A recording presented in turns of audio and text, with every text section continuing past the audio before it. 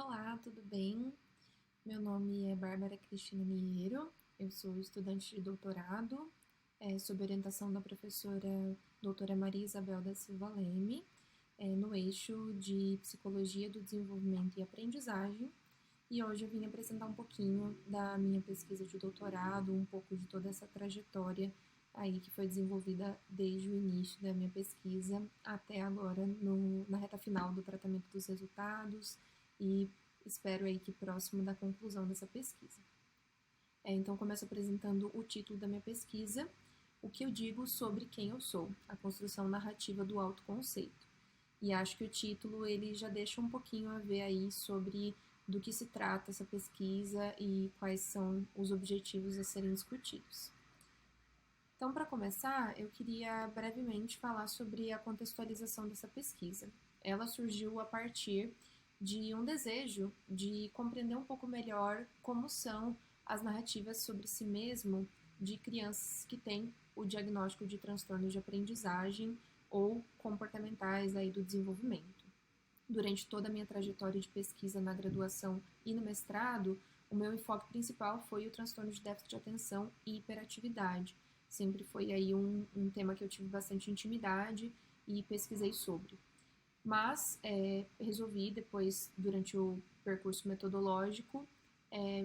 abrir um pouco mais esse leque para outras dificuldades de aprendizagem, como dislexia, descalculia, transtorno opositor desafiador, o famoso TOD, transtorno do espectro autista e outras dificuldades aí enfrentadas no processo de escolarização, que ultimamente tem representado um aumento crescente nos diagnósticos, como a gente tem experienciado e lido sobre, nesse processo de patologização e medicalização do desenvolvimento, no qual a heterogeneidade do desenvolvimento e da aprendizagem são encarados como patologias, como problemas aí a serem combatidos normalmente por práticas individualizantes. E tudo isso me despertou curiosidade de entender um pouco melhor como que essa percepção de si mesmo, de quem eu sou, como eu sou, se apresenta nessas crianças, uma vez que durante o processo onde eu trabalhei no Sistema Único de Saúde, recebi diversas crianças encaminhadas com queixas de aprendizagem, com queixas no processo de escolarização, que apresentavam narrativas como eu tomo remédio para ficar inteligente, ou eu não consigo fazer essa atividade porque eu tenho TDAH,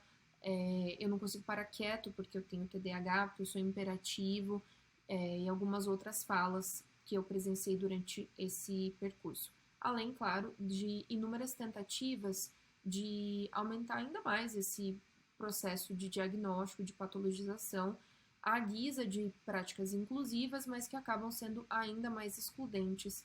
para crianças que têm o desenvolvimento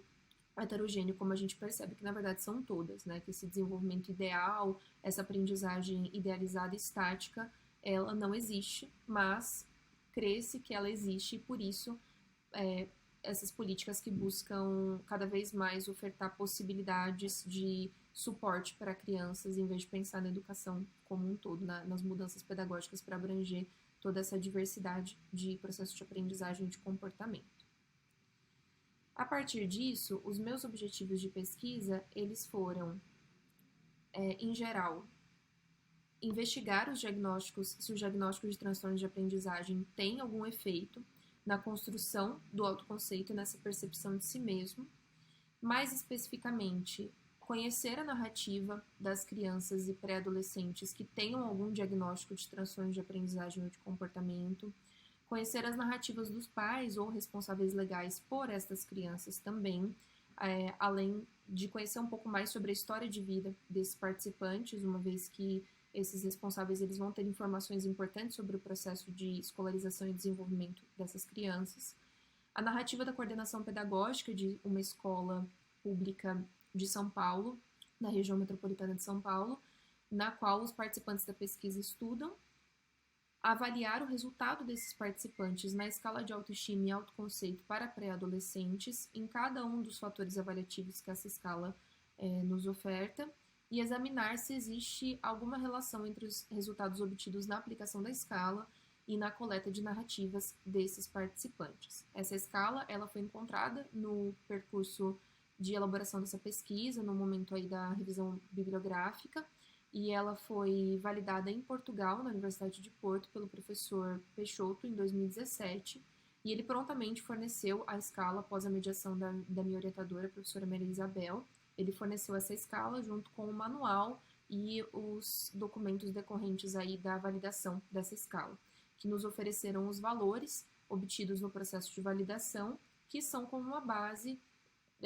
um guia, uma espécie de guia aí para a gente verificar os resultados obtidos pelos nossos participantes nessa pesquisa. E falando um pouco sobre as hipóteses de pesquisa, eu elenquei aqui 3 hipóteses que eu busquei verificar. A primeira é de que as narrativas das crianças com dificuldades de aprendizagem apresentam elementos relacionados a essas dificuldades. Então, se na narrativa dessas crianças elas vão falar sobre o próprio comportamento, sobre o próprio desempenho acadêmico, se a maneira que elas se descrevem contempla essas características. A segunda hipótese, que os resultados obtidos pela aplicação da escala de autoestima e autoconceito para pré-adolescentes corroboram essas narrativas, ou se os resultados serão distintos, e que as narrativas de terceiros ou do outro generalizado, pais, responsáveis legais e a coordenação pedagógica, seriam similares às narrativas das crianças sobre si mesmas ou se seriam diferentes. Então, eu elenquei essas 3 hipóteses iniciais que poderiam ser comprovadas ou não ao decorrer dessa pesquisa. O aporte teórico usado para a discussão desses resultados e para nortear todo o percurso da pesquisa foi a psicologia cognitiva de Jerome Brunner, mais especificamente os pressupostos da construção narrativa de si mesmo. Então, esse autor ele parte do princípio dessa construção de quem eu sou por meio das narrativas, a construção dessas falas sobre quem eu sou, quem o outro é, das histórias que compõem a minha vida, que compõem a minha trajetória, e as possíveis relações com o autoconceito enquanto um construto psicológico, princípios da pedagogia popular e da cultura da educação elaborados por esse mesmo autor. Então, quais são as premissas que ele traz para a educação e se a gente consegue perceber isso na estrutura das práticas pedagógicas dessa escola, como isso funciona, se é muito distante da realidade, e uma perspectiva desmedicalizante da educação e da vida. Então, uma perspectiva crítica diante do diagnóstico, diante das práticas individualizantes e patologizantes dos processos heterogêneos de desenvolvimento. Quais foram os materiais e método utilizado? Então, um dos materiais empregados foram as entrevistas semidirigidas com as crianças, com diagnóstico de transtorno de aprendizagem e comportamento, com os pais ou responsáveis legais dessas crianças, com a coordenação pedagógica da escola, e essas entrevistas foram analisadas a partir da perspectiva de Bardin, da análise de conteúdo, que aglutina essas unidades de significado e eixos que são similares, que aparecem aí nessas narrativas. Também foi aplicada a escala de autoestima e autoconceito para pré-adolescentes, na qual ela foi aplicada em cada participante, corrigida a partir das diretrizes da elaboração da escala, e análise desses resultados do autoconceito acadêmico e do autoconceito não acadêmico. Além disso, foram realizadas 3 rodas de conversas com os participantes, que foi uma mudança no percurso do método adequada após a banca de qualificação, na qual um dos membros da banca de qualificação sugeriu a possibilidade desse trabalho coletivo com as crianças. E essas rodas de conversa foram norteadas pelos eixos de análise do conteúdo dessas narrativas, coletadas individualmente, e proporcionando um espaço para a escuta coletiva, ativa e de acolhimento desses participantes da pesquisa, porque a pesquisa ela é feita com as crianças, com os pré-adolescentes e não sobre eles. Então, a participação, esse protagonismo aí dos participantes também nesse processo. Aqui eu trouxe o perfil dos participantes, a amostra foi inteiramente masculina, o que corrobora com o que a gente tem da prevalência dos diagnósticos de transtornos de aprendizagem, que majoritariamente são meninos. A faixa etária variou entre 11 a 13 anos, com a média de 11 anos e 7 meses, com um ou mais diagnósticos concomitantes de dificuldades de aprendizagem ou comportamento. E as entrevistas elas ocorreram ou de forma presencial ou remota, porque durante todo o percurso da coleta de dados, nós passamos pela pandemia do novo coronavírus, pelo ensino emergencial remoto, e por uma série de dificuldades aí enfrentadas nesse período do afastamento desses pré-adolescentes da escola. As entrevistas foram analisadas a partir dessa categorização das unidades, como foi proposto por Bardhan. A análise das entrevistas com os estudantes foi feita separada das que foi feita com os responsáveis legais e com a coordenação pedagógica, encontrando essas unidades analíticas, e também se comparou, ou se corrigiu os resultados da escala, e a análise foi feita com base nas respostas de cada participante e comparados com a amostra que validou a escala de autoestima e autoconceito para pré-adolescentes. Essa comparação ela não teve o intuito de verificar ou estabelecer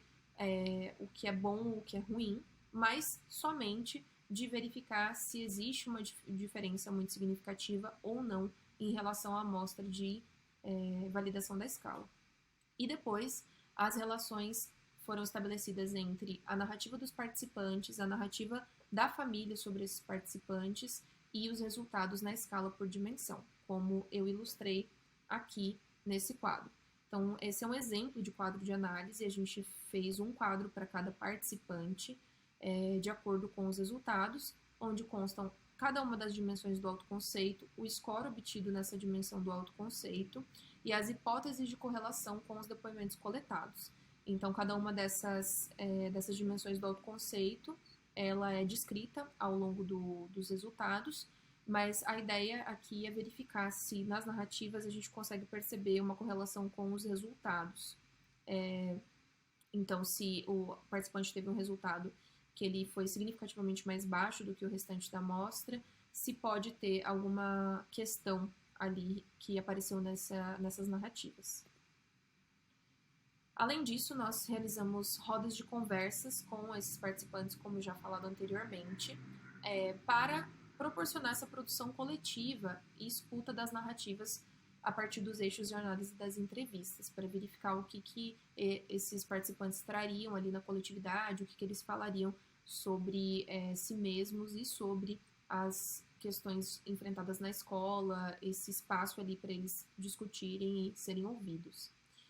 A ideia foi analisar os resultados dessas rodas de conversa também pela perspectiva da análise de conteúdo e verificar se elas estão em consonância ou não com a literatura sobre dificuldades de aprendizagem, relação entre autoconceito e essas dificuldades, os desafios na escolarização e a medicalização da educação.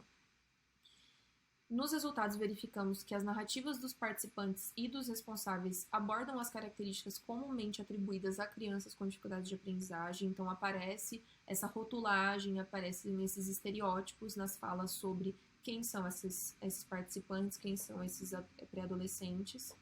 Os resultados das narrativas também foram suportados pelo que se encontrou na aplicação da escala. Então, crianças, por exemplo, que têm dislexia, têm diagnóstico de dislexia, de fato tiveram o autoconceito em competência à língua materna abaixo da maior parte dos participantes, então foi ali coerente.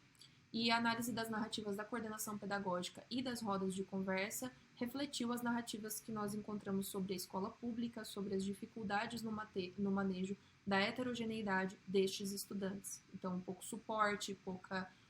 possibilidade de intervenção, dificuldade em manejar todas as demandas da sala de aula por parte dos professores, além das perspectivas medicalizantes, onde se individualiza esse problema, e esse problema enfrentado pelo aluno, essa dificuldade enfrentada pelo aluno, ela é endereçada para outras instâncias que não a sala de aula. Então, ela vai ali na contramão do que preconiza o Jerome Brunner na pedagogia popular, onde a ideia é essa construção coletiva com participação ativa dos estudantes, podendo representar, trazer esse protagonismo. E aqui eu trouxe brevemente as minhas referências bibliográficas, usadas na elaboração dessa apresentação, e só um pouquinho aí do que faz parte da totalidade da pesquisa. Muito obrigada!